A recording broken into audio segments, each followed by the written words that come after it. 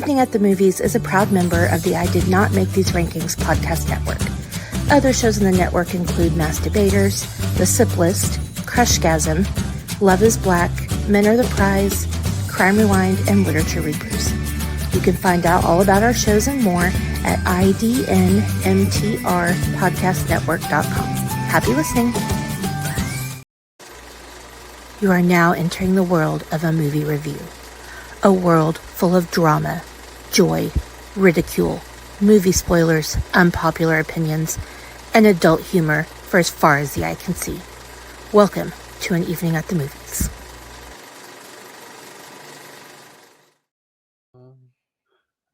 Talk amongst yourselves for a second. I'm changing the privacy settings on the episode because I'm getting better at remembering to do that. But save, it's available wherever you get your podcast listening fix. If I remind you, I get yelled at. If I don't remind you, you're like, okay. Me. I It's heard Sunday. you on the wireless back in 52, lying awake and on you. If I was young, it didn't stop you coming through. Oh. I'm just trying to keep the people entertained while you do your thing. Well, I already did it. Oh, okay. I'm going to warn you in advance and everybody else that's watching and listening. I'm in a very musical mood today. Blame the movie, not me, but you're going to get some singing. Oh, I have a feeling we'll be talking in depth about the epic greatness that was the soundtrack for this movie. That was just a preview. With all of that said, though, I have a microphone and you will listen to every damn word I have to say. Another outburst, and I'm going to choke you with my microphone cable, all right? Right there. I don't think it's long enough to stretch all the way to Fort Worth, though. So you will listen to every damn word I have to say. I will also be doing Adam Sandler impressions. You're welcome. Insanely quotable Adam Sandler movie. One of the most quotable. Yeah. George and I quote this movie on the regular, which I have a whole segment about when we get to it, but we're not there yet. Would that segment happen to be a Sip List segment? No, I did something else for that because we're just going to talk about all the quotes until we run out of time or quotes. So take your pick. So basically, we're going to start with the opening line of the movie, and much like with the Ghostbusters episode, just go all the way through the whole freaking movie until we get to. See, Billy Idol gets it. I don't know why she doesn't get it. Exactly. Let's see what I did there with your screen name and the movie. So, we're y'all treat. Over 3 minutes into the episode, and I haven't even done the freaking intro yet. So, you know what? Fuck it. Welcome back, everybody. This is An Evening at the Movies, everybody's favorite movie-based podcast. And I feel like I've forgotten to say this the last few weeks, so I'm going to get back to reminding everybody that this is where you come to eat the stale popcorn, you drink the watered-down sodas, and you talk about all your favorite movies and why we love them. Yeah. We are smack dab in the middle of the Rom-Com Month. We've tried to buy some love with Can't Buy Me Love. Kendra and I talked. No comment. We have. I think they were prostitutes. I don't remember paying. Okay, sorry. Sorry. We have talked about romance, comedy, and curses last week with Kendra for Fever Pitch. Dare I say this week we're going to talk about one of the greatest rom-com couples of all time. Yes. I wish they were married in real life. But before we get to that, I have to say welcome back full time for the episode this week, co-host. Thanks. Sorry about last week. Flights delayed and all that. But I'm here. I'm ready in my Bowie shirt. Well, I mean, Hot Topic original. was kind of funny, literally, because for those of you who watched and or listened last week, you will remember that Amanda was here last week. Literally, as I was getting ready to thank you and we hope you all come back for an evening at the movies, popped up on the screen. We ended up going another 15 minutes or so after she showed up. But Yeah, I mean, it was fun. It was great. She showed up and threw in her 2 cents on um, Jimmy Fallon and Drew Barrymore, not Adam Sandler and Drew Barrymore. But Drew Barrymore is so nice, we're going to do her twice. yeah, we are. So, She's good yes, at the this rom week we're going to coms. be I talking. mean, we could have done the entire month of just Drew Barrymore rom coms because I had Fever Pitch, Wedding Singer, Never Been Kissed, 51st Dates. That's the whole month right there. We could have just done that. And that doesn't even account for there's a few others that could have been thrown in there Yeah, as well. yeah. Ever After, That's not a rom com, bro. it's close enough. Hey, if My Girl is a rom com, My Girl is not a rom com. yes, it is. I swear to God, when I Googled it, it popped up on Google with the little subgenres across the top is Ted I Rom don't think Com. rom com means what you and Dre think it means. You keep using that word. I don't think it means what you think it means. Anyway, Well, no, Kendra and I discussed the very definition of rom com to dramedy. last week. It Plus, is they're what best it is. friends. It's not But even romantical. They have a little kiss because they're kids and they're trying to like test the waters, and then they're both like, "Yeah." They're children. It's not a romantic comedy. Okay, well, I'll give you Dan Aykroyd and Jamie Lee. Their romance is kind of cute, but it also happens really fast and behind the scenes. It's not a rom com. Anyway, y'all miss Chansey meltdowns. You got Amanda meltdowns. Not quite the same, but they're faster and less complicated. yeah, but they're not anywhere near as entertaining as a Chancey Meltdown. This is true. So, um, hashtag wherever you are out in witness protection land, we miss you, Chancey. Hurry home. Um, I mailed my second letter for him to the FBI yesterday, so hopefully they can figure that out. Find him. It's full. It's ridden with code. So wink, wink. as it very well should be. Yeah. Um, I have, A man about a horse. as everybody knows, um,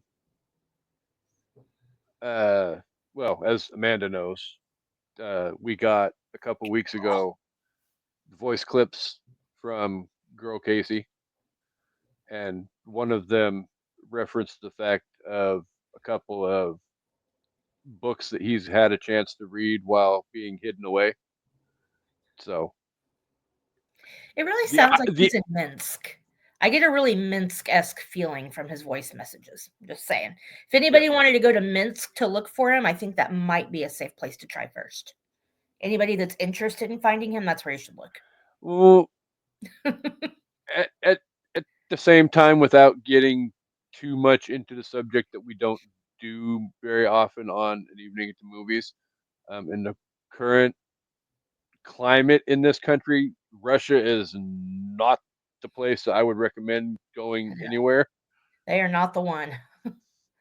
So, but But quick PSA for unmarried women, or actually, this is for unmarried women and also for all Americans. If you are unmarried and planning to marry, do not take your husband's last name, and every American get a fucking passport because if you ever want to vote again, you need a passport, especially if you have changed your name.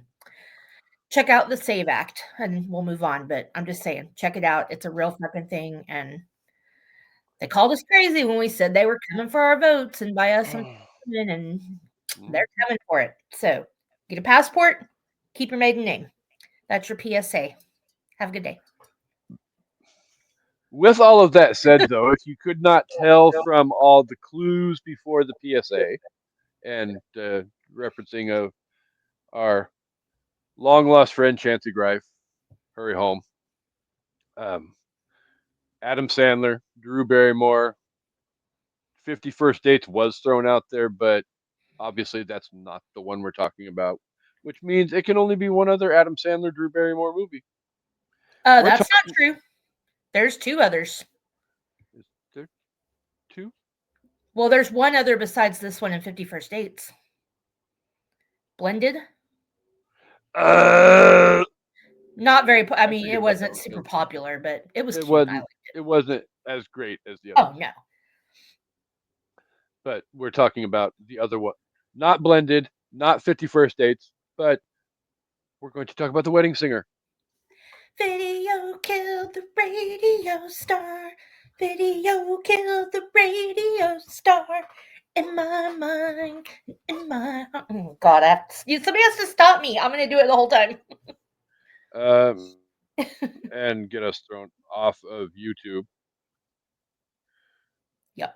Not true, because as long as there's not the actual, I believe I've read the fine print enough that as long as the music and the lyrics aren't playing in the background, then they won't Yeah. 86 us. I'm singing totally off key. They're not gonna. We're not gonna get in trouble for me. Now, if I wanted to start playing "Video Kill the Radio Star," add the drums in there, maybe, but I'm still singing off key, so I think we're fine. Yes. Um, I need to. Oh, fuck it. I'll just. What's Um, happening? I'm pulling up my background information on so I can do Oh, the. Mm, well, I mean, why? it's a 80s movie that was made in the 90s, so you gotta love how like 80s the 80 when you're making a movie in the decade it actually takes place, you don't know that you're really making fun of yourself. Whereas when you're going back in time in a movie, you can definitely tell they're making fun of it, and I love that about this movie. But Oh, it's they're making fun of it, but they're also paying homage to it. Like it's not shitting on it. It's just like this is a celebration of 80s and like punk 80s, not like pop 80s for the most part. I mean, but it doesn't steer clearly away from pop 80s either. right. It still holds on to the essence of what is 80s music. I mean, you get Sometimes Madonna and you they get, beat a train. Hall and Oates, but you also get, Depeche Uh, Mode and The Cure and Psychedelic Furs and just like, you know, more of the more punky stuff. yeah, You get Flock of Seagulls, but it's Space Age Love Song, which happens to be my favorite of theirs, not. Do you like Flock of Seagulls? I can tell you do. exactly. So, for those of you who don't know, um, The Wedding Singer released on Valentine's Day weekend, 1998, February 13th. It was directed by Frank Karachi. It was distributed by New Line Cinema. Had a budget of $18 million, Dang. and dare I say, probably was one of the most successful Adam Sandler movies for a while, Yeah. with a whopping budget of $123.3 million. Well, this is heartfelt Adam Sandler. Like, yes, he's still being a goofball with the voices and whatever, but Mhm. it's not the whole movie isn't a caricature like Billy Madison, which not shitting on Billy Madison, fucking love that movie. And I love No, the Billy crossover Madison, of Happy actors. Gilmore are Yeah, classic Adam Sandler movies. but this is a rom-com. It's more heartfelt and him actually, doing some acting and not just, making a mockery of himself, which again, love both of those things, but I love this a little bit more because yeah, it's actually really sweet, and his chemistry with Drew Barrymore is top notch. Well, I think this is also the era in his career where emotion and all of that kind of sort of started to slowly seep into the Yeah. movies that he was. I mean, he Wedding Singer came out about this time. shortly thereafter, 50 First Dates came out. In between Yeah. all that, you had Big Daddy. Oh Don't yeah, Big Daddy. Yeah, love don't get me started on Scuba Steve. that. Damn you! I say that at least once a week. Anytime I want to say damn it or damn you, I always follow it up with Scuba Steve. Yeah, Or well, start it with Scuba Steve, however which way it goes. it's Scuba Steve, damn you. one of the most iconic Adam Sandler lines of all time. And don't forget the Sprouses. I wiped my own ass. Oh, I hate that scene, but that I wipe my own ass. Still Well, it's better than ugly, putting papers ugly, down for him. ugly tears streaming down the Yeah. cheeks, and then all of a sudden, but I wipe my own ass. Oh God, yeah. Let's not, because I think I'm probably PMSing because I have been a crying mess the past few days over stupid shit. But that is one of the things I like about this movie is that it makes me laugh so hard I cry, but it also makes me cry because I'm happy. And in the words of Tom Hanks on Black Jeopardy, if I can laugh, cry, and happy cry in the same 90 minutes, that is money well spent. Exactly. That's not what he said, but I changed it a little. Because Well, if I can we're pray and laugh in the same 90 minutes, that is money well spent. so. Would you like to wager a guess as to what the two Rotten Tomato scores are before we move into your description? Yeah, I mean, I have not been on point in a while because we're doing so many movies that I love, and I feel like I'm overshooting them based on how I feel about it. But for me, I haven't read any reviews about this movie, and I may do it after we're done. But I'm just gonna go ahead and tell everybody now. I have zero bad things to say about this movie, and I feel like most people would be hard pressed to find anything bad to say about it, unless you just don't like Adam Sandler. In which case, that's a you problem, not a movie Yeah, problem. Um, I'm probably gonna say the critics didn't like it as much as the people. So for the popcorn that meter, would be a safe bet. yeah, I mean, because this isn't a critically acclaimed type movie. This movie isn't winning Oscars. Um, Critics can bite me. Um, if I were scoring it, I'm gonna say the popcorn meter is gonna be like 83%. I really, again, I know I overshoot it a lot, but I have never heard anybody say a bad thing about this movie. Critics, let's go with like 74. I'm still shooting high, but yeah. So 74 and 80, what did I say? 85? 84? 3. Okay. See, I don't even remember. I'm covering the spread But for Chansey. you overshot both of them. Yeah. Typical.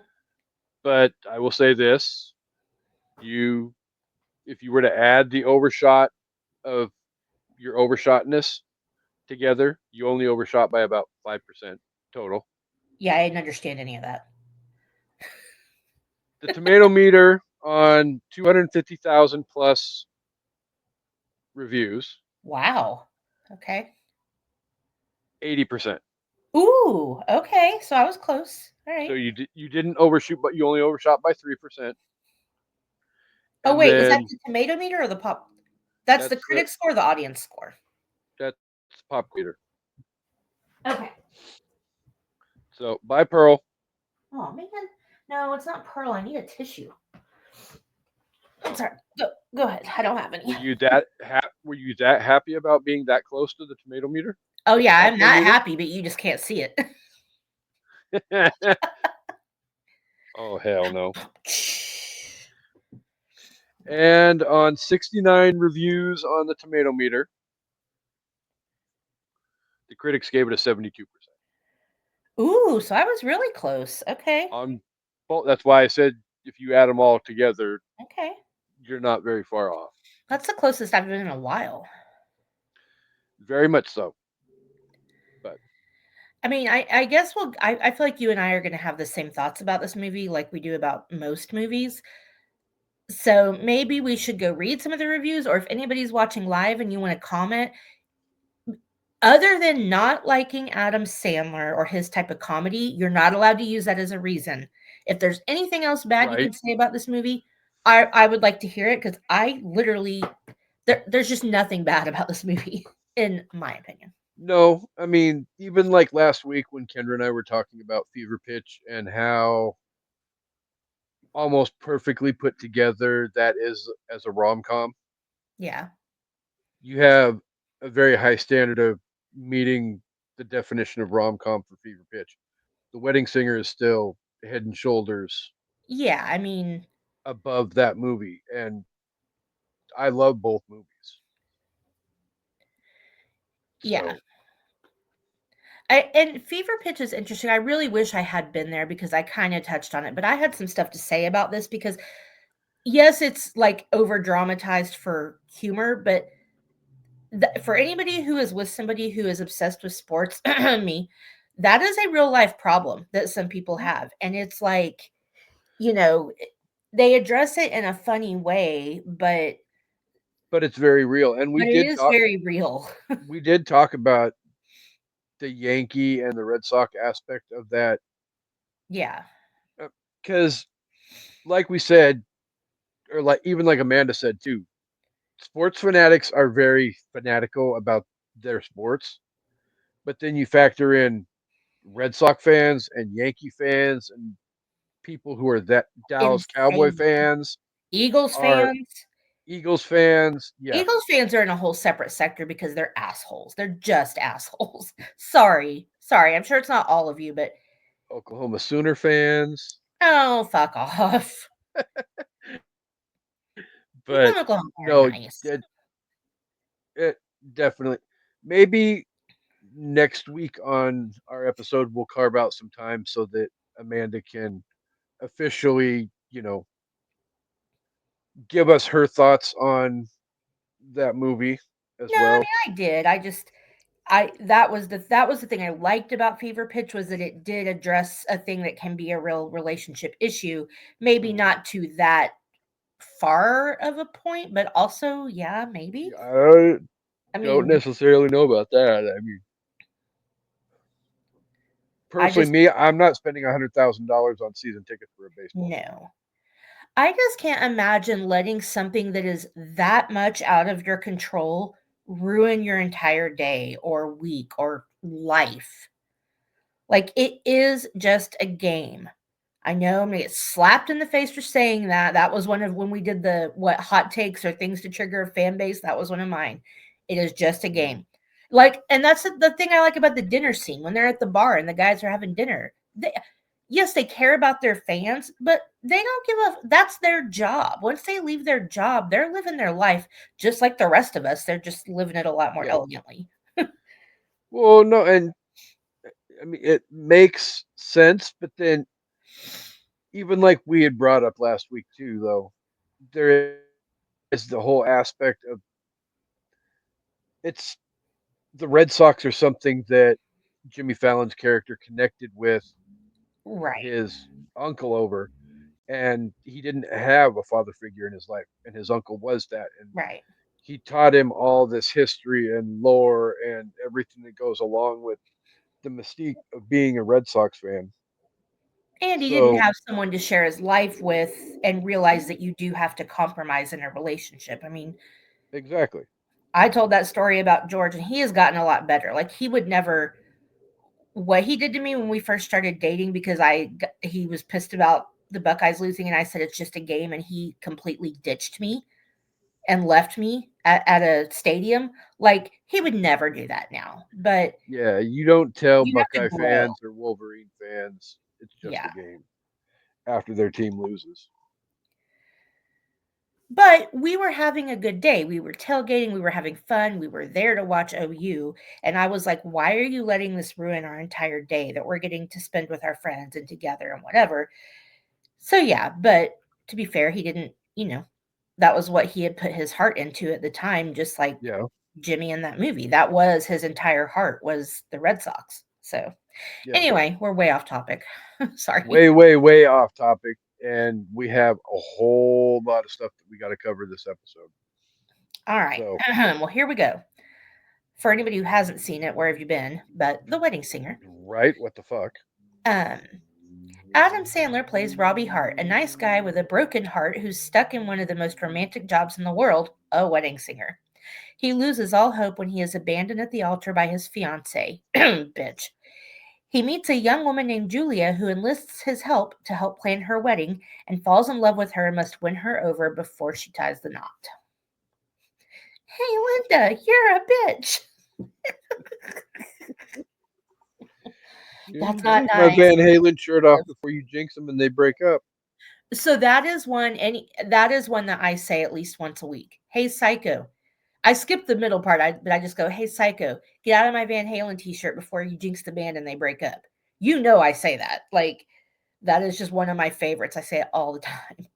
Which, I mean, the irony of that line, because how many Right. times has that band broken up, gotten back together, changed lead singers, changed back Yeah. lead singers, brought original lead singers back, and then 2 hours later fired them again. It's Van Halen, not Van Hagar.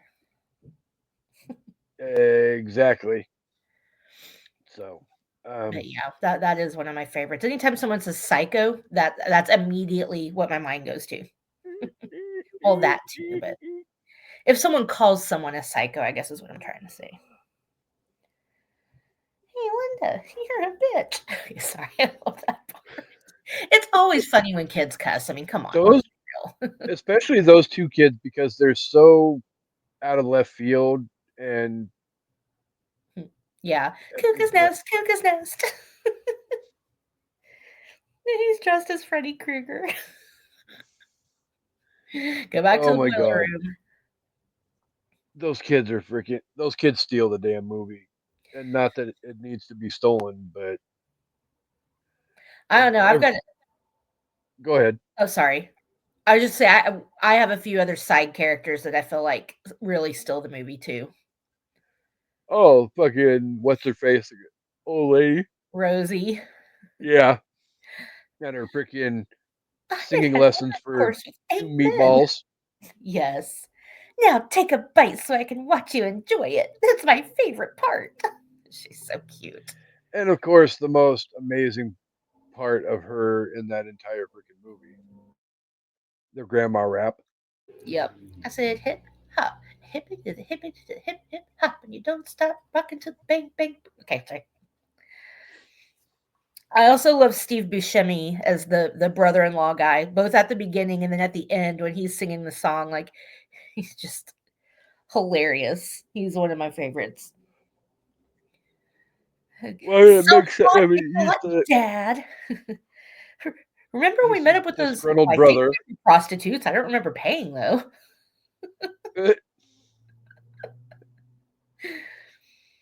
He's and I I'm sorry. You keep starting to talk. Buscemi is one of those people that he definitely pops up in early Adam Sandler films Yes. and comes out of left field and I love him in leaves you this one. kind of. I love him in this one. The whole creepy Billy Madison. recluse in Billy Yeah. Madison. It's like, Glad I it, called that guy. We were talking right? about that when we met up with Kendra and her husband. That was one of those scenes we were talking about that for a while. Like, glad I called that guy. And I love he's one of those people, kind of like Ben Affleck. Adam Sandler is one of those people that really brings his friends along with him, or Mhm. used to anyway. They were both very observant of how they got where they were and were happy. Not that Steve Buscemi needed Adam Sandler for his career, but that was early Steve Buscemi, and Yeah, it yeah, it's like okay, you see the same people in some of the same movies, but also it's nice to see people who know where they came from and appreciate that they didn't get there on their own. And so when they start having success, they want to share it with the people who helped them get there. And Adam Sandler is one of those people. yeah. I mean, well, for those of you not in mine and Amanda's age gap, you know, Adam Sandler got his start on a little, very less known TV show called The Cosby Show. What? I do not remember him on the Cosby Show. You seriously? No. But dude, I haven't seen the Cosby Show all the way through since like the Okay, 90s. that makes sense because The Cosby Show isn't necessarily ran on TV a whole lot anymore. Right. And now with streaming we could watch it, but I mean, the thing is it was in syndication No, for you so can't. long. Oh, okay, well, okay. You can But rent it, but yeah, it nobody's wasn't touching that with a really that control. much after this. So yeah, I haven't. There are definitely episodes I remember, and there's some I've seen multiple times, but no, I do not remember him on that show. Oh, okay. Well, then refresh your course. A The little lesser last, known show called Saturday Night Live. well, That's no, Saturday Night Live, yeah, but Adam Sandler actually, the last year or two of Theo being in high school was one of Theo's best friends that he ran where. around with. Okay, I could see that. Yeah, I don't remember Um, that, the infamous prom episode where they're taking flying lessons and gonna show up at the prom in a helicopter and but all. Hi, George. Hello, take her with you. little girl. um, but he was one of the friends in that whole scenario.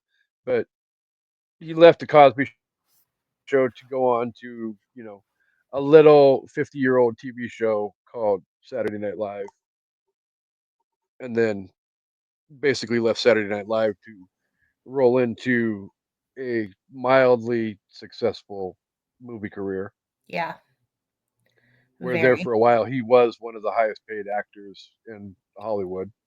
Yeah, he was amazing. So there is all of that. Okay, there we may as well just get to the elephant in the room because one of the easy topics that needs to be talked about this episode is the massive epicness of the soundtrack for this movie. Yeah, and not Dare I? even just I mean, songs they. go. We've got to figure out this delay thing. I swear I'm not I trying to know. interrupt you. I know you're not.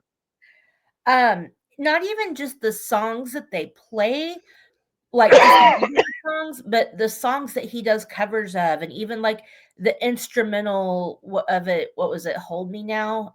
No, it wasn't Hold Me Now. What was the instrumental at Hope me his? that was in there. No, I know, but I'm thinking of at the wedding. Just a small town girl. Yeah, so it was Don't Stop Believing. Oh, And yeah. it's just Don't all stop believing. instrumental. Like, this is a love letter to the 80s. I love it so much. Well, I mean, in a lot of ways, a lot of Adam Sandler movies, especially back in the day, the early Adam Sandler movies were love letters to the 80s, Yeah. And of course, whether, George. he's paying tribute to Styx or Yeah. Jethro Tull or whoever. Do you really want to hurt me? And there's Steve Buscemi again. Ooh, I like her. Oh my God. Oh man. Yeah, Oh Lord. I played this CD, and what's crazy is when the original soundtrack came out, it wasn't even nearly all the songs. It was just like some of the most popular ones, or maybe ones they could get rights to. But I played this on repeat in the 90s Which is why they or to late 90s. You know what I mean? came out with the volume 2. Yeah. And then, of course, Because, what? well, no, I'm just going to say, it, you had that greatness in the volume 1, Yeah. but yet still so much got left out and had to get included on a volume 2. So, Because they included the more, I think, more poppy songs like Video Killed the Radio Star, Every Little Thing She Does Is Magic, um, Hold Me Now. I'm trying White Wedding. Like, but then you also got a few like you got China Girl. China Girl, speaking of Bowie, China yeah. Girl wasn't like a huge hit unless you what people who aren't our age do not understand is that in the 80s, the only way you could hear music was on the radio, or if you got some kind of underground tape, or you went to like a dive bar or maybe a record store. Like, there was not access to music the way we have access to Circle of music. Doom. So basically what the radio gave you was what you got, unless you went out and bought tapes, or Records. it just wasn't the same. And so I like that they used some lesser known songs that now we all know and appreciate, but in the 80s they weren't as popular because they weren't as accessible. Yeah. So, Well, yeah. and luckily coming out of the 80s, everything got condensed from, huge freaking records down to these little, for lack of a better term, compact discs. So you could buy more of them and, store more of them and become a hoarder. This is a CD player. Do you want to play a record? No, it doesn't play records. It plays CDs. Cost me $700. Holy shit. Yeah. Well, I remember, just to speak on that, though, yeah, CD players were that expensive back in the day. For those of you who don't remember, like when VHS first came out as well, buying a commercial videotape was not cheap either. Yeah. Those were like 85 bucks a freaking pop. Well, and he definitely had, I mean, he had got a CD player, but it was like a whole receiver, part of a sound system. Like, Yeah. stereos are another thing that aren't what they used to be in the 80s. Like, a stereo was a giant production with a receiver and a turntable and a cassette player, and they were all different pieces, and you had all these different speakers. And it's just like a stereo system is not like what it used to be in the 80s. And so, yeah, I mean, I remember my first CD player. I think I had a stereo record player, and then I got in the early 90s when they started making, they weren't boom boxes anymore, but they were still like tabletop size stereos. And Yeah. I got one for Christmas with a CD player, and my first CD was Crisscross. Jump, jump. Everybody jump, jump, the Mac See, Daddy. and now the beauty is we have these little rectangular devices Yeah, that you can plug a damn speaker into, or you can get a docking station, and right. bam, there's your freaking stereo system. I Where, just like Amanda said, you had record players, stereos, receivers, however many speakers you ran into the damn machine, spread out throughout your house. You know, Yeah. I do still love records though. I mean, for one, I like the sound. I know it's nowhere near the same quality, but if you have a good record player, and it's just a different kind of sound that is nostalgic for us. But also, Mhm. you weren't skipping songs on a record. Like, and that's another thing that, yeah, you might not have heard stuff on the radio, but you were going to listen to every damn word that album had to say because you couldn't skip songs, like on a cassette Well, or a I mean, CD or whatever. you could, but you also run the risk of scratching the record, which makes the record skip, and then you Yeah, have I to mean, go you out had and, to physically do it. You couldn't press a button. yeah, no. You had to But manually pick up the needle and move it, and nobody's doing that. well, no, especially if you're like all the way across the room and it's like, oh, I Yeah, kind of like that song here. Let me go put it back. No, you had to go all the way across the freaking room, pick up the thing, and hope to God you didn't scratch the record. right. Because then if you scratched the record, then you had to go buy a new record. And And even with a cassette, I wasn't skipping unless I really hated the song, because you had to time it perfectly. And again, you still had to get up and walk across the room to do it, just like to yeah, change the TV back when we were kids. My God, we're so fucking old. Um, but cassettes were really the first time you could start skipping stuff because you could fast forward, but it was still a manual fast forward. It wasn't like clicking the arrow on your phone or even on a CD player and it automatically goes well, straight to the next song.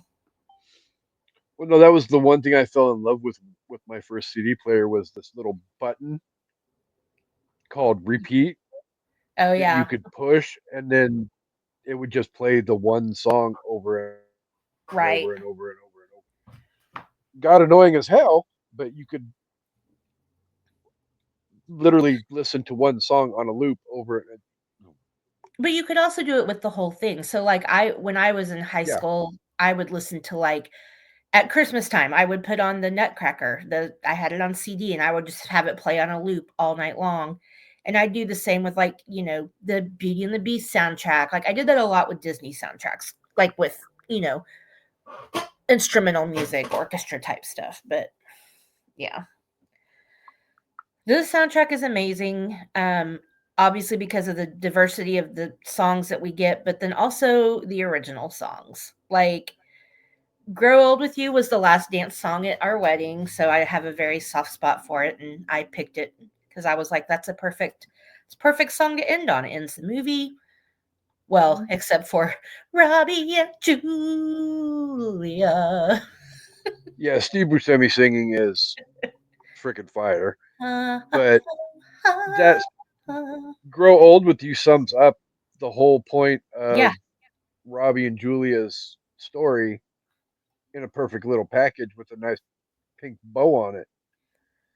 and it's real life shit. It's Mm. I'll even let you hold the remote control and, let's do the dishes and, just it's all real life shit about growing old with somebody and what marriage is like. And it's just so that was why I picked it for our wedding. I was like, this is the song I want to end on and Oh, be like, okay, this well, is you how the could. rest of our lives is gonna go. How easy would it be to write a love song about a movie that, or about a love that, you know, ooh, let's vacation in the Bahamas and Yeah, tour around the world and all of the, have this expensive, lavish, not shaming people for living this way at all, but, yeah, all of that. No, it's, I want to make you smile whenever you're sad, carry you around when your arthritis is bad, yeah. Give you let's do the medicine when your dishes in our tummy kitchen sink, aches. give you medicine when your tummy aches, build you a fire when the furnace breaks. I'm Yeah. literally almost singing the whole freaking song, but, you know, It would be so I'll nice even let you hold the to remote be control. with you. Yeah, I mean, it's like, yeah, you can love me when we're on a beach and I'm making your heart sing and rocking your world with my Yeah. lovemaking skills. But can you also love me when I've been puking my guts out from drinking too much and you have to put me to bed and clean up my hair? Like, it's such a real, like, sweet, beautiful, cute song. And yeah, Well, and that one of the I, things I love about that song though is it literally takes everything that they've talked about throughout that entire movie, right. whether it's she can't hold her alcohol and pukes her guts out, um, you know, everything, and then it brings it all back together. Like he cared enough to pay attention to the details and remember Right. all this stuff, and I'm going to weave it perfectly into this ode to you. And Well, and it's the whole premise of the movie. Like at the very beginning, she says, you know, I just always pictured the right one being somebody I could see myself growing old with. And yep, that's the whole underlying element of their love story is that they're realizing, yeah, we're perfect for each other, but we know we'll be perfect for each other in 50 years. And so I don't know. It's just such a sweet song. it That really being is. said, That being said, like I said, love that song. Perfect way to encapsulate the movie. Had it in my own wedding. Nothing but love. The best song in this movie Is not is that so? Well, I mean, But it all was bullshit. It was a goddamn joke. And when I think of you, Linda, I I hope you hope you fucking choke. I love where he's like, well, I started writing it before we broke up, and then also I've been listening to a lot of The Cure, and so it starts out as this, so like, you know how much I need you. When we kiss, I know you need me too. I can't believe I found a love so pure and true. But it all was bullshit. Somebody Kill Me Please is a fucking life anthem. Even just the Yeah, somebody kill me please part. It doesn't have to be the love. It's just the on my knees, Pretty, Pretty, pretty, pretty, please, please kill kill me. me. Put a bullet in my head. All right, I'm done. Seriously, For though, now. it's such a fucking epic song. I, She's like, have you written anything lately? Oh, yes, I have. And then, no, that's not that they weren't, slowly, falling for each other leading up to that, though. But you look at Drew Barrymore watching him perform that song and the look on her face after he's done, and he's literally bawling his eyes out on the stage because he just openly and rawly exposed himself to the yeah, world. she's like really seeing his pain. And she's like totally hopelessly falling in love with him at that point. And that's still not even close to the realization point for her to where she realizes Yeah. that douchebag Don Johnson Glenn doesn't freaking do it for her.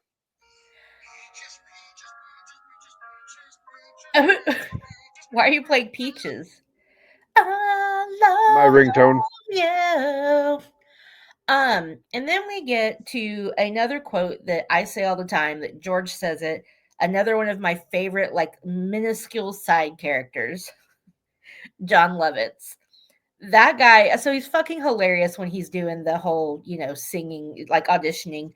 But Mm, when Adam Sandler starts singing that song and he pulls back the curtain and just his face, like he doesn't say anything, he's just like got this face, and then he goes away, and then he comes back. One of my favorite quotes of all time.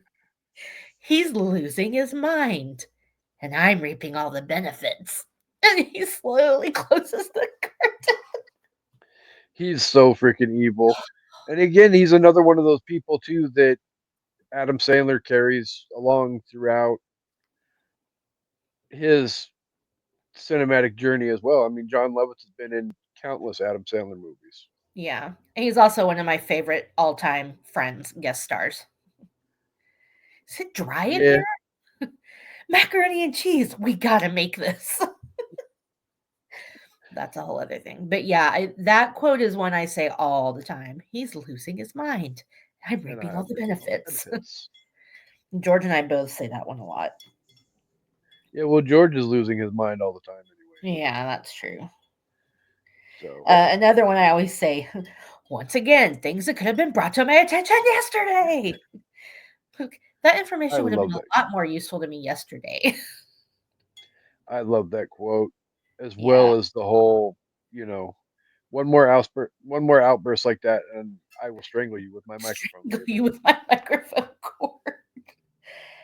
Um, Because literally, like nowadays, everything's freaking wireless anyway. So yeah. there's no cord for anything anymore, well, except for my headset. um, I don't say this as much anymore as wow. I don't say this much any what am I trying to say? I don't say this as much as I used to. Jesus Christ. Whew. Okay. I haven't even had a gummy. Um, but anytime somebody would say For now, asshole, I would be like, she made me a present. I am an asshole. The other one I always say for asshole is Linda, you asshole. Completely different movie, but another Linda. And kiss so my grits. I know we kind of sort of said it earlier, but just for our own personal edification, was there anything about this movie that you absolutely hated? No. I mean, I guess obviously we're How supposed can to you hate. hate this movie? Yeah. The only thing I hated was the thing we're supposed to hate. Glenn. That fucking guy. And what's crazy is that like, yes, he's an asshole. Yes, he's a douchebag. He's a cheater. He's all of this stuff. But also, he literally told her he was. All he does the whole movie is literally say how he's only getting married because he feels like he has to. And Yeah. this means more to you than it does to me. And like all this stuff. Like, dude, you're And not he's not even hiding it. He's literally yeah, he's telling not it even to her hiding it. face.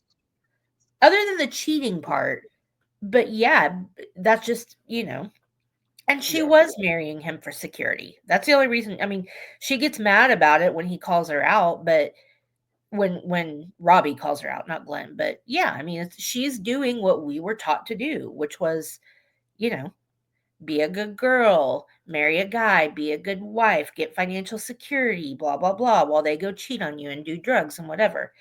If I had to get married in the 70s or 80s, it better have at least come with Quaaludes, because Mm, Um, yeah. so yeah, it's like I hate him and I feel bad for her, but also he's not even trying to hide that he doesn't really give a fuck about you.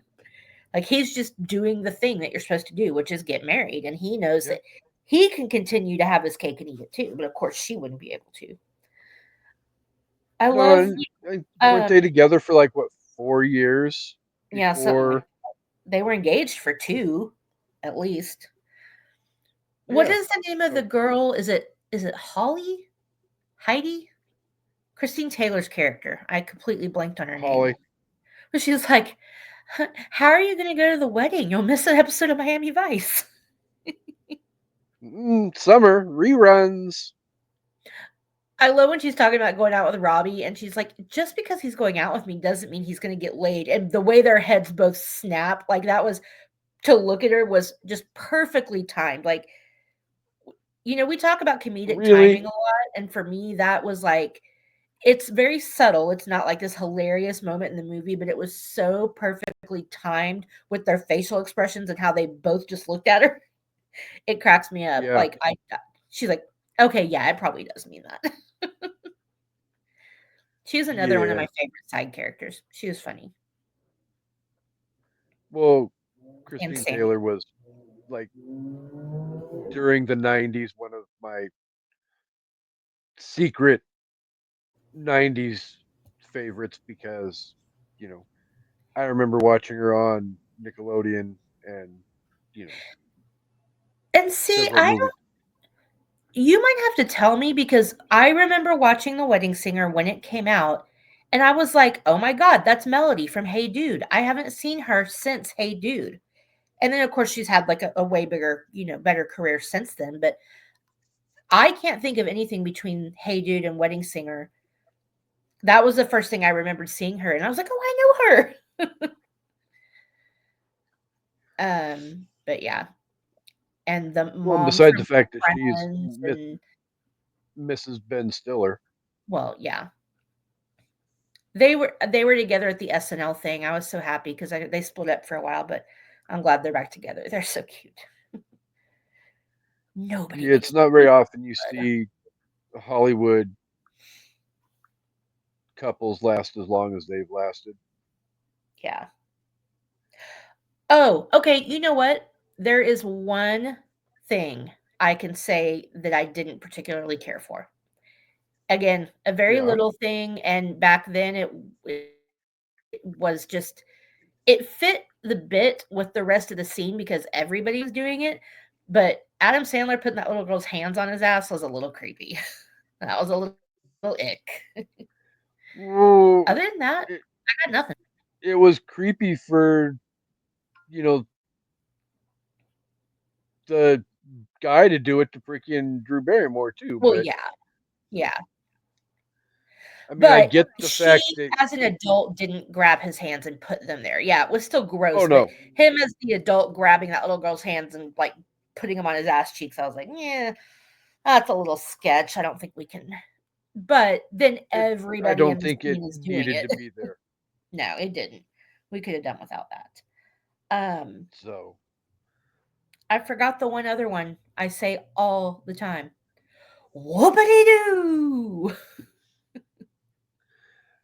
that pops up from time to time in my vocabulary as well. Love stinks. That whole scene is funny. Yeah. Yeah, yeah. That's one Um, of those songs that I will go around from time to yeah. time just because, He's so sad. He's just like, holiday, celebrate. Poor guy. yeah, Adam Sandler captures the essence of Robbie Hart so well in this movie. He really does. I mean, he makes you laugh. He makes you feel bad for him. He He's makes you sympathetic. cry. Yeah, Yeah. all of it rolled into one, and it's like I am totally there for it for what, an hour and a half.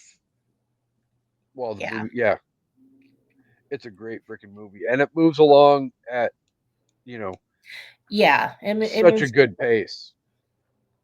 It's like it doesn't drag at all right. from beginning, middle to end. It flows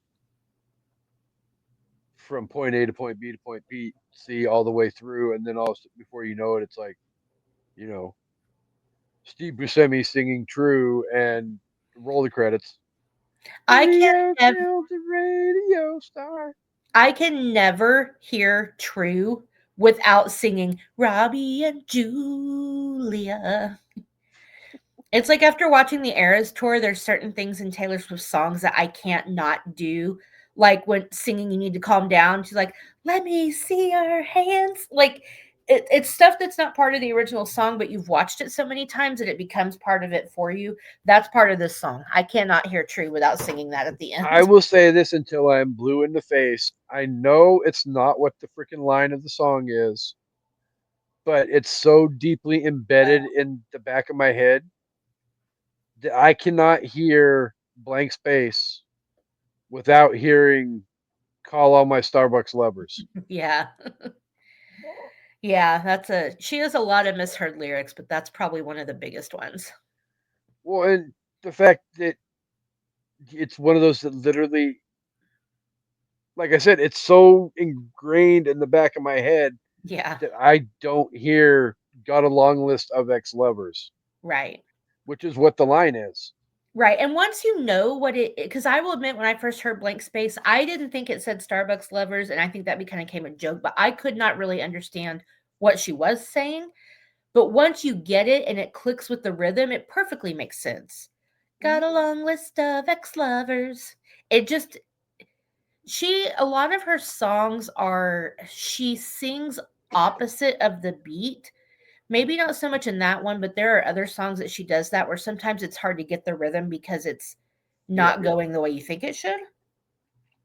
Um, Lavender Haze is one of my other misheard, and actually I sing it this way just because it's funny. But she says, "I feel a lavender haze creeping up on me or creeping over me." But the misheard lyric was, "I feel 11 turkeys creeping up on me." And I just sing it like that because it's funnier. 11 turkeys? Wow, gobble gobble. Yeah.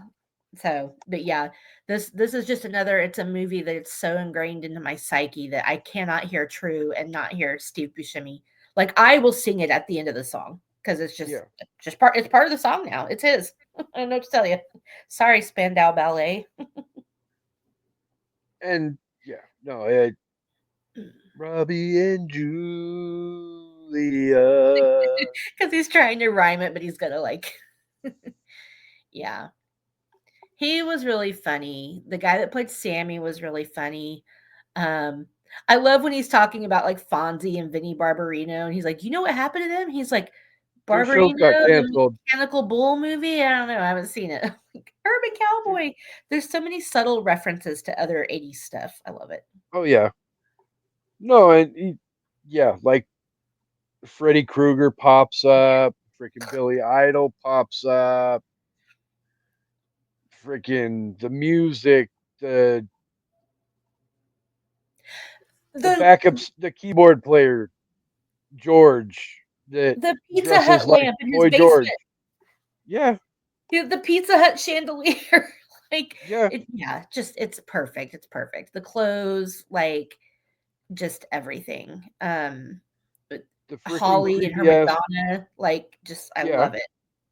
the creepy ass freaking Paul Anka looking brother-in-law that likes to have his nipples tweaked.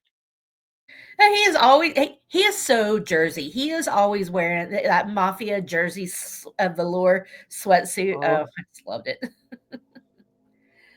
Was there anything that you didn't like? No, this movie is probably, if I was to do a top five list as to most perfect movies start to finish, in my opinion, this movie would probably make my top five list. Yeah, I agree. I said that to George before I came to record. I was like, This movie is literal perfection. Like, I have zero bad things to say about it other than, that one part doesn't age well. But I am sure that if Adam Sandler is who I think he is, I am sure that little girl was made very comfortable and was not forced to do anything she didn't want to do. Oh yeah, no, So Adam Sandler's not I don't a feel creepy pervert like that. bad about it, and it was just like it gave me the ick now, which is fine, but it's not a reason to not like the movie. So, No, um, no, I'm literally while you were talking, sitting here thinking about like my all-time favorite movies, and I'm going down the list, and I can find flaws in just about everything. But like we said, about the only flaw in this movie is the creepy ick factor in that one scene. right. And it's very quick. It's very, and it again, not defending having a like 12-year-old girl touch a grown man's ass, but they make sure that it looks like it's supposed to happen because every single person on the dance floor is doing it.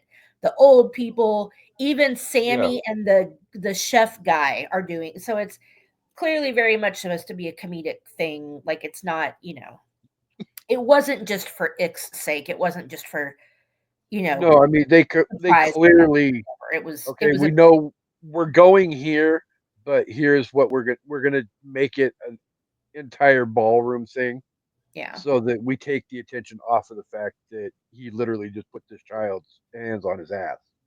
yeah. The old people doing it was Um, another so this is one of those movies too, like I've talked about this before.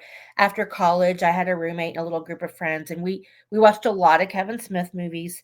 But this was another one that we had on repeat all the time. So this definitely in my top five favorite rom-coms and might be close to number one. It just anytime it's on, it doesn't matter what part of the movie it's in, I can turn it on, I can watch it, I can be happy.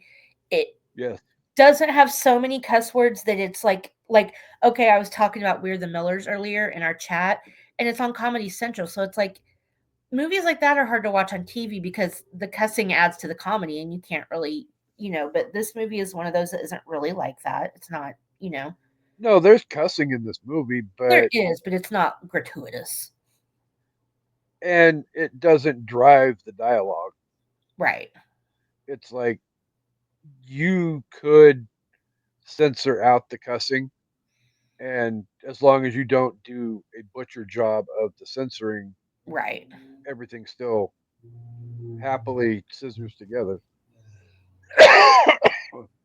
The only other quote I was going to mention that I used to say a lot, I don't say anymore, but I say, not porno tongue, church tongue. Oh Lord, porno tongue, because Uh, and then yeah, they have that beautiful, yeah, their chemistry is just so adorable, like right from the beginning. Like yes. obviously, you go into this movie knowing it's going to be a rom com, probably between them. But if you didn't know that, even just as a friendship level, their chemistry is like they get each other like immediately, and it's just Mhm. you have to have that in real life at least a little bit, or you can't do that on screen. I mean, they No, have it. Meg Ryan and Tom Hanks, Kate Hudson and Matthew McConaughey. Like there are certain people that have that chemistry that can just play off each other so well, and they're definitely. I mean, well, and I've seen video clips from her talk show, and she's referenced the fact numerous times of how close their personal relationship is off set together. yeah, Like they are really good friends. They spend time together, on holidays and whatnot. yeah, So, you know, and it that feels really innocent. Like even though in the movie it's a yeah. love story, just like in 50 First Dates, they're just overall general chemistry is very friendly and innocent and like they just click with each other. And so it's like Mhm. I would never like, yes, I would love them to be married in real life. I think it would be adorable, but I also don't get the they're attracted to each other and want to be together kind of thing that you get with some actors. Like, Yeah, and maybe that's why they're like Tom Hanks and Meg Ryan because they have the good chemistry, but Jen and David. yeah, it's not well, but those two wanted to date each other in real life for a bit. When I found that out, it broke my heart. They could have been real life Ross and Rachel without all the drama. They could have been real life Ross and Rachel while they were filming Yeah. TV Ross and Rachel. I want Jennifer Aniston to be married to Jason Sudeikis.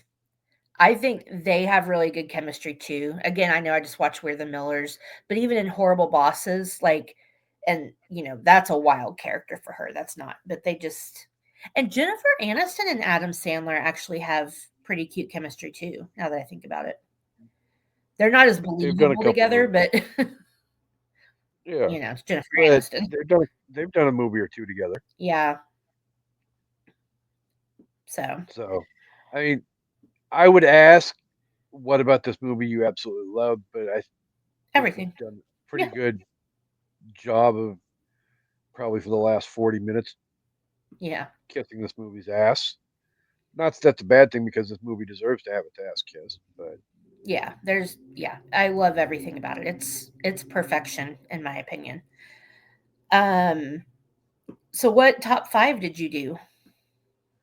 I have top five 80s love songs and then top five Adam Sandler quotes. Did we not do 80s love songs for Can't Buy Me Love? I don't remember if we did or not, but I Okay. went with it anyway. That's cool. Because the love songs in the 80s are so freaking great There's so that, many. yeah, exactly. You I was can't trying shake a stick and not, you know, whatever. So I'm okay. pulling my list up as we speak. Do, do, I do, do, I do. chose top 5 Drew Barrymore movies. So, Great topic. yay, we'll have different ones.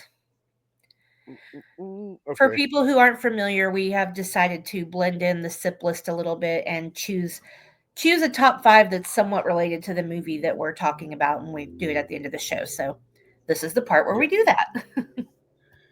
So, would you like to go ahead and start yourself? Sure. So I have to do 2 honorable mentions first, really quick, because they were hard to leave out, but I did. So my 2 honorable mentions are Charlie's Angels. Yeah, I don't give a fuck. I love that movie. Don't come at me. And Whip It. My number 5 is Ever After. Love that movie so much. Number 4 is 51st Dates. Number 3 is Never Been Kissed. Number 2 is E.T. And number 1 is The Wedding Singer. I was gonna say, I wonder what the number one movie I mean, is. and I might throw He's Just Not That Into You into an honorable mention. I didn't do that because it's such an ensemble thing, but her parts in it are really cute. She's just True. a really cute, like she's just a good comedic actor, but she's also, I mean, again, Ever After, I mean, it's emotional and there's parts where it like breaks your heart when that woman she burns the book that her dad gave her or something, and like I mean it's rough. So she can do it. Writing in Cars with Boys is really good. That's more of a dramatic movie, but yeah. Yeah. No, I love Drew Barrymore. I, ever since I saw her in ET, Drew Barrymore, Kelly Clarkson, same level in my opinion. Oh, and they both have talk shows. What do you know? Damn right. Both of them are welcome to come on an evening at the movies whenever they want as well.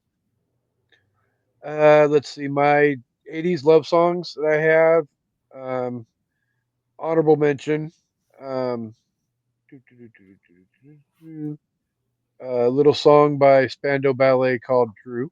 Oh, nice. Cyndi Lauper, Time After Time. Romeo and Michelle. At number five, I've got the Bangles, Eternal Flame. Good one. Um, Shout out to another Adam Sandler movie with this one. But my number four, Lionel Richie and Diana Ross, Endless Love. Remind me to tell you a story about that after you're done. Okay. Um, Shout out to the fact that that movie's being sequelized here rather quickly on the Netflix as well. So, Cute. yay, Happy Gilmore too. Um, Number, what was that? Four. So I'm on three. Brian Adams, Heaven. Oh, good one.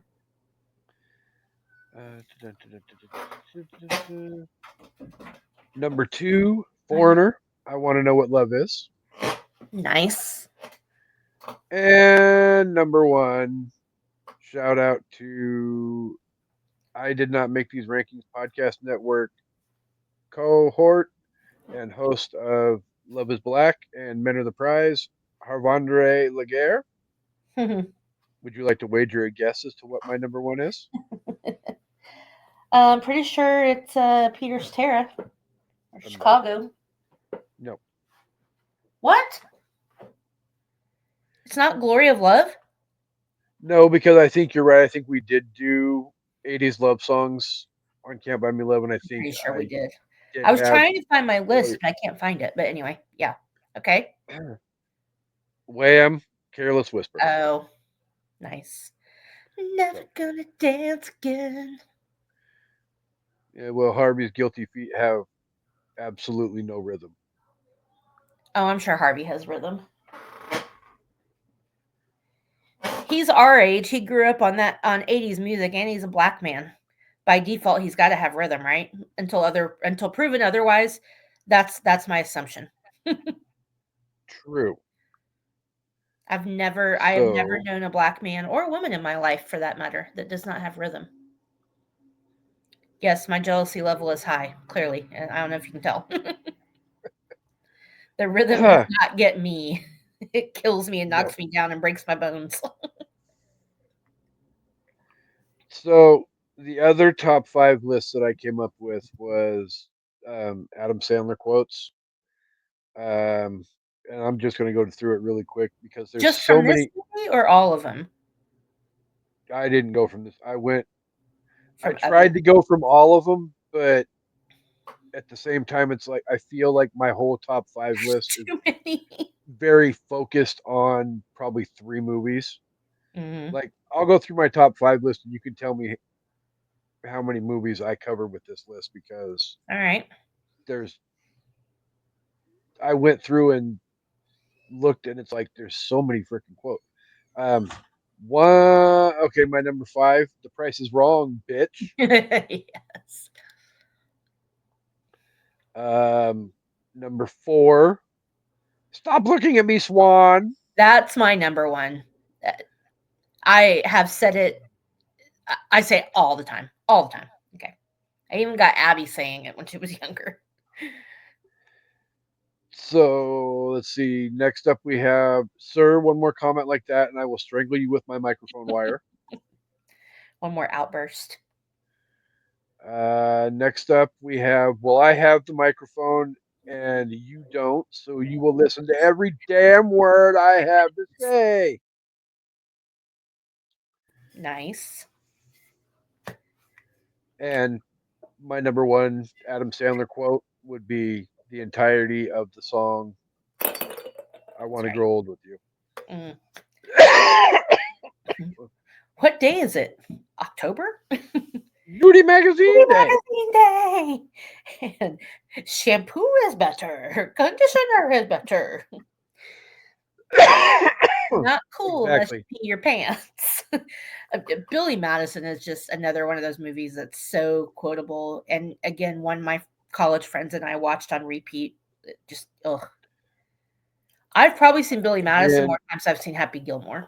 how are we into the fourth year of this show and we have not talked about Billy Madison I don't know. or That Happy Gilmore Veronica Vaughn is or freaking piece of the fact ass. we're just now getting to the wedding singer? Yeah. Oh, Um, Doyle rules. We gotta do Billy Madison. the water boy got pushed off because of, you know, emotions after the witness protection program. You know, Oh, that's right. We didn't actually do the Water Boy. Okay. no, there's so. I mean, we may need to do an Adam Sandler month on this show. We could. We could do Click. I let or not Click. Not Click. What's the one? Click is good, but that's not the one I'm thinking of. What's the one? Pixels. We have to do Pixels. I like Pixels. It's cute. So much that we can do, and all of that. I mean, I know what the numbers are going to be for this, but do you have a overall rating that you would like to give this movie? 5 out of 5. 0 notes. Hi, I've, Griffey. I've already said everything. Um, yeah, I mean, it makes me cry, laugh till I cry, and cry because I'm happy. And yeah, it's a great roller coaster of comedy and emotion, and again, a love letter to one of my favorite decades. So yeah, chef's kiss. Mwah. So that was 5 out of 5. What? 5 out of 5 meatballs. Oh, those meatballs are fucking massive. I was talking to George about that. I'm like, who serves meatballs that big? And who serves meatballs with no fork or plate or but yeah, whatever. Those meatballs were huge. You can put them in your hand. And then she grabs his hand and she's squeezing him. Yeah, 5 out of 5 Rosie's meatballs.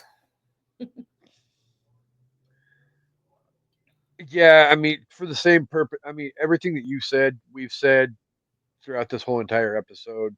This movie is fucking phenomenal. It's funny, it's emotional, it's everything that you want in a rom com. Yes. And I'm going to give it 5 out of 5 microphone wires Nice. just because, wow. It's one of those movies that I feel like somewhere in my heart, I want more of the story and I want to see, you know, Robbie and Julia, 10 years later. Although, you know, well, I guess with makeup and AI and all that, they could do 10 years later. I don't know about that. I think we would But have to be looking at their kids at this point. probably because it's been, what, almost 30 years since that movie came out. Yeah. God damn, we're old. Yep. This really is not.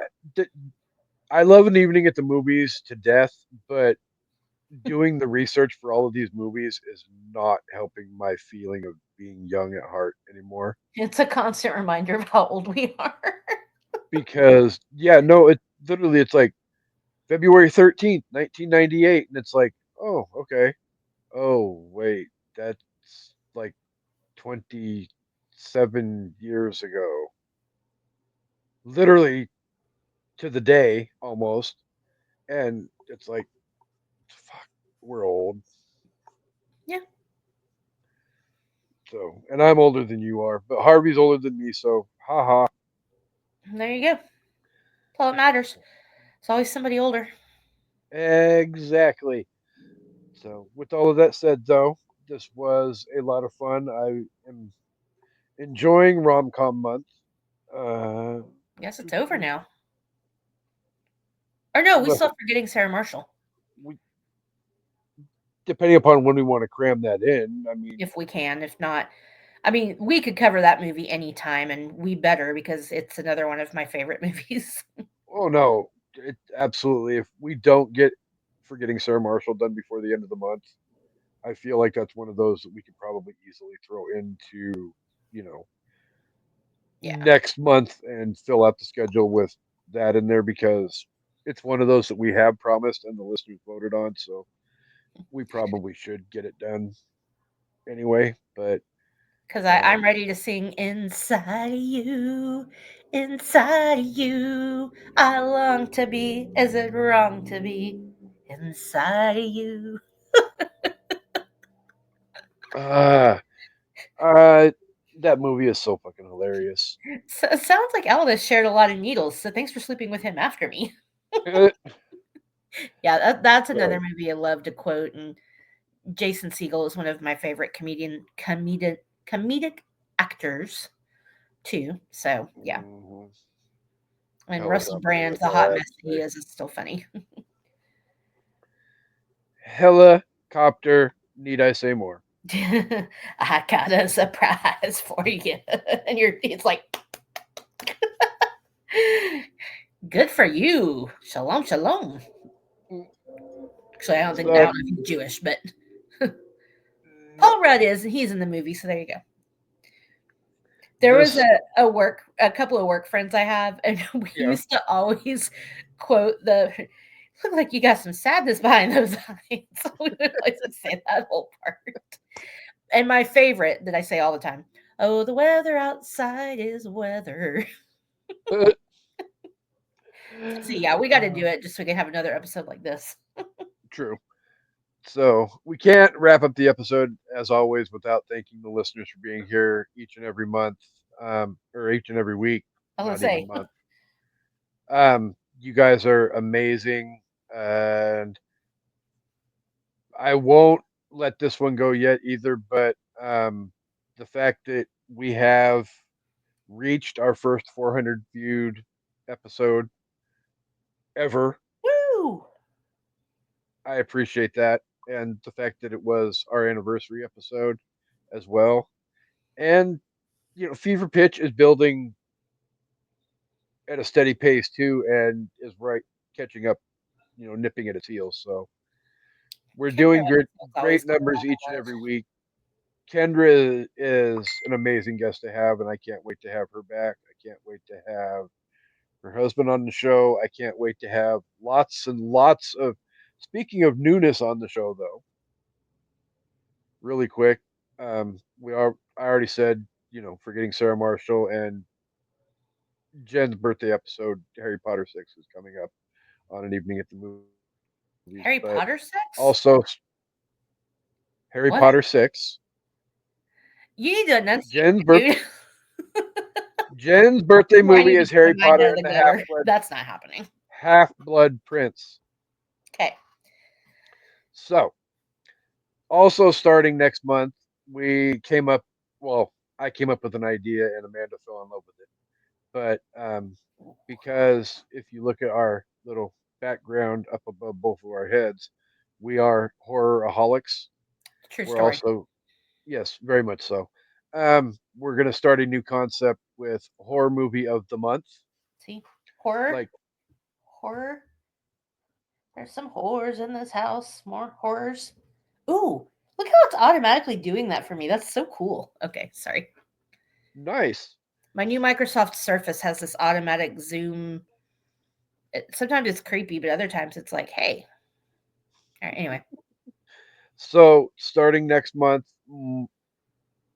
I think our first horror movie of the month is probably going to be Heretic because it's been Yeah. promised and all of that. But then our second horror movie of the month has been teased for a long time. It's been discussed for a long time.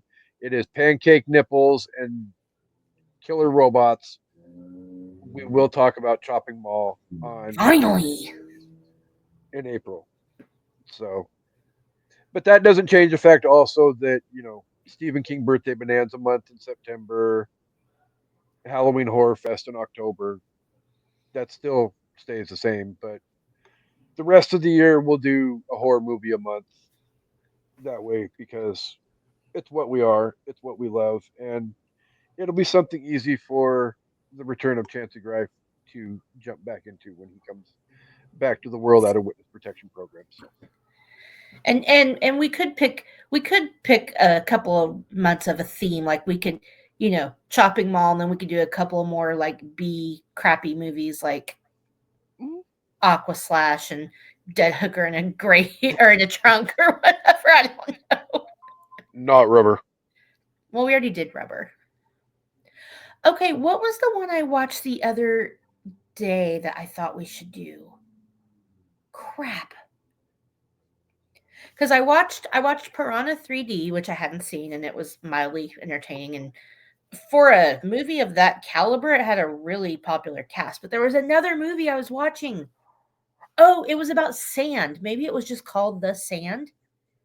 That might have been what it was called. So picture Creepshow 2, the oil slick story, where the kids are in the lake and the oil slick is killing them. Uh It's like huh. that, but it's on sand. So it's killer sand. It Huh. was it was pretty entertaining. I'm not gonna lie. Nice. We might have to check that out. It was a Shutter. No, it was Tubi. It was on Tubi. Tubi's got some low class horror movies that are pretty decent. I mean, Shutter as well. Well, yeah, that too. I didn't even mean to watch Piranha 3D, or I really think it's just called The Sand, but I'll look it up. But I was watching something else and I was like doing something and it was just on in the background and then I was like, "Oh, the Piranha movie was, I mean, Elizabeth Shue was in it." I was like, "Okay, well." And then yeah, Alley with an Eye. I made a night of it and that Sand movie was not terrible. So, By the way, speaking of Alley with an Eye, co-host, how I goes know your binge?